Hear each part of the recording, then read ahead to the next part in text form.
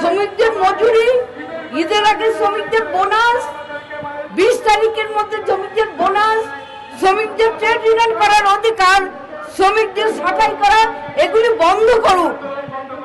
একটা কঠিন সময় আমরা, পৃথিবীর একটা কঠিন সময় আমরা এই পাস করছি। প্রতি মুহূর্তে আমরা আমাদের বিভিন্ন রকম চ্যালেঞ্জের সম্মুখীন হচ্ছি এবং পৃথিবীটা পরিবর্তন হয়ে যাচ্ছে, বিভিন্ন রকম পরিবর্তন। শুধু পরিবর্তন কোনটা হচ্ছে না, শ্রমিকের মজুরি আগেও যেমন ছিল ঠিক সেমনি এখন সেই একই রকম ভাবে শ্রমিকদের মজুরি না দেওয়ার প্রবণতা। আজকে আমরা বর্তমানে আমাদের দেশে একটি গণতান্ত্রিক নির্বাচনের মাধ্যমে একটি গণতান্ত্রিক সরকার গঠিত হয়েছে।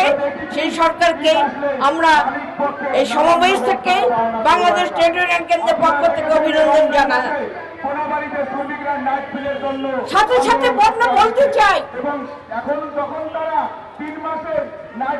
আপনারা তো অনেক চমক দেখাচ্ছেন, সেই চমকগুলো আমরাও চমকিত হচ্ছি।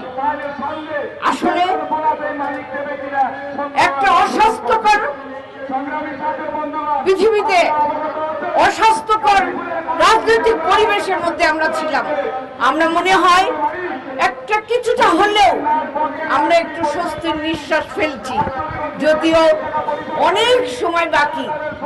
কিন্তু আরেকটু চমক আপনারা দেখান না শ্রমিকদের উপর। শ্রমিকদের মজুরি, ঈদের আগে শ্রমিকদের বোনাস, 20 তারিখের মধ্যে শ্রমিকদের বোনাস, শ্রমিকদের ট্রেড ইউনিয়ন করার অধিকার, শ্রমিকদের ছাঁটাই করা, এগুলি বন্ধ করুন। এগুলি যারা এই দেশকে পরিচালনা করে, যারা এই দেশ চালিকা শক্তি হিসাবে আছে, তাদেরকে দেখুন, তাহলেই আপনারা কিন্তু ভালোভাবে দেশটা পরিচালনা করতে পারবেন।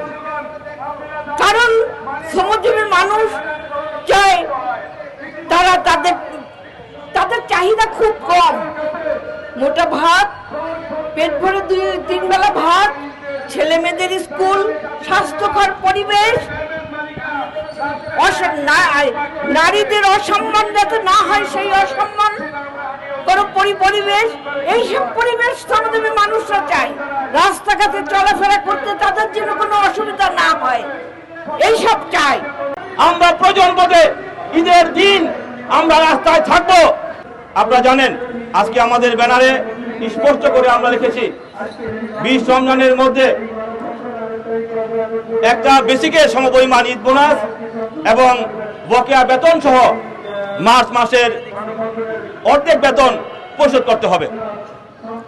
আমরা জানি আমাদের দেশে অর্থনীতির যে চালিকা শক্তি আমরা গার্মেন্টস শ্রমিক। এদেশের গার্মেন্টস শ্রমিকদের হাড়ভাঙ্গা পরিশ্রমের ফসল আমাদের দেশের অর্থনীতি। কিন্তু আমরা দেখি প্রতি বছরই যখন ঈদ আসে তখন আমরা দেখতে পাই এই ঈদের খুব সামনে গিয়ে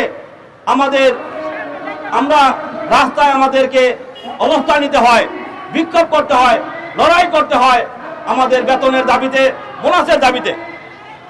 এই যে চিত্র, একদিকে আমরা দেখি ঈদ সামনে আসলে আমাদের মালিকরা, গার্মেন্টস মালিকরা, শিল্পের মালিকেরা বিশ্বের কোন কোন নামি দামি হোটেলে, কোন কোন দেশে তারা উদযাপন করবে এই টিকিট আগে বুকিং দেন, কোন কোন নামি দামি শপিং মলে তারা কেনাকাটা করবেন, এটি তারা কেনাকাটায় ব্যস্ত থাকেন।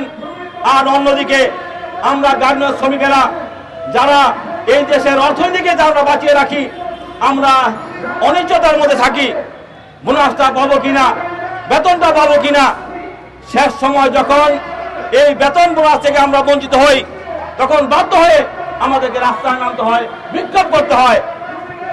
ইতিমধ্যে আপনারা জানেন বিভিন্ন কারখানা বন্ধ, আমাদের শ্রমিকের আজকে সমাজ সংকটের কোনো শেষ নাই।